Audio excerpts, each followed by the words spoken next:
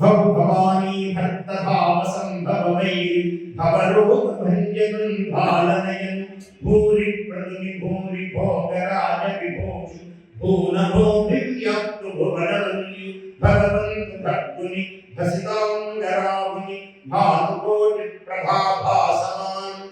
శ్రీనాథుడికి శివుడు అంటే మొదలు తెలియదు.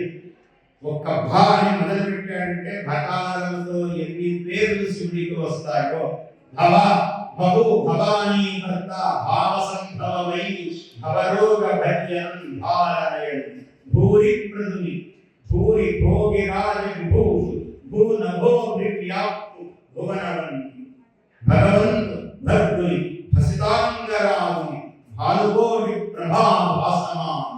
ఇట్లా పరమేశ్వరుని యొక్క పంచాక్షరి జపమంత్ర పరాయణుడైనటువంటి వానికి ప్రపంచములో అసలు విభూతి ఐశ్వర్యం అన్నాడు. విభూతి అంటేనే ఐశ్వర్యం.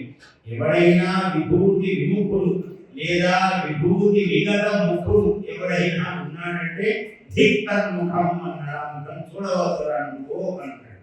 అలా ఎవరు శివేన విష్ణునాచాపి, శివపురాణంలో చెబుతున్నాడు, శివేన విష్ణునాచాపి గౌర్యాచ లక్ష్మ్యాతః అన్నాడు. గౌరీదేవి, లక్ష్మీదేవి, మహావిష్ణువు, శివుడు అందరూ కూడా నామము ధరించే ముందు విష్ణుమూర్తి కూడా విభూతి ధరిస్తాడు. ఇది అద్భుతమైన విషయం. విభూతి అంటే పరమేశ్వర్యుడు.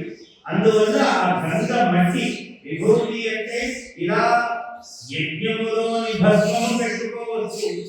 మనం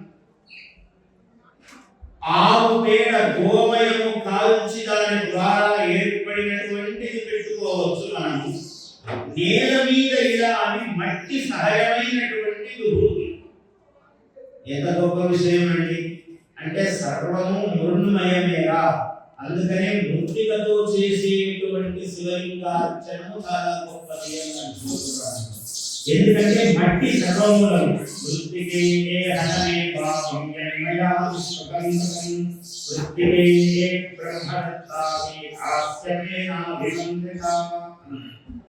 Please subscribe to our YouTube channel.